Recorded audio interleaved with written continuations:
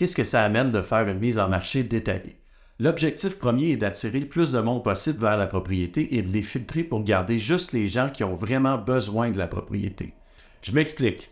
Au départ, ça prend des bonnes photos de qualité pour que la personne puisse voir si elle aime vraiment la propriété.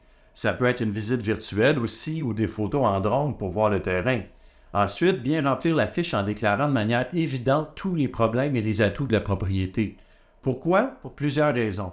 Quand une fiche est bien remplie, on a beaucoup moins de questions à poser au courtier vendeur ou à la municipalité, par exemple.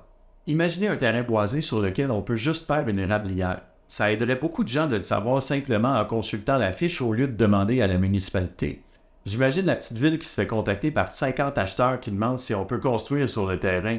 Une bonne mise en marché détaillée qui leur éviterait ça leur rend un grand service. Une autre raison est d'être bien ciblé.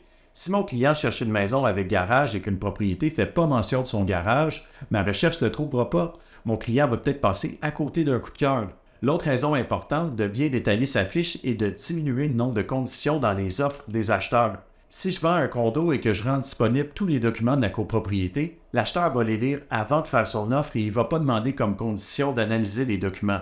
Je protège donc mon client vendeur de voir son offre annulée à cause d'une analyse de documents, en plus de donner l'information à l'avance à l'acheteur. En résumé, en faisant une mise en marché très détaillée, on devance les questions et comme ça, on fait sauver du temps à tout le monde.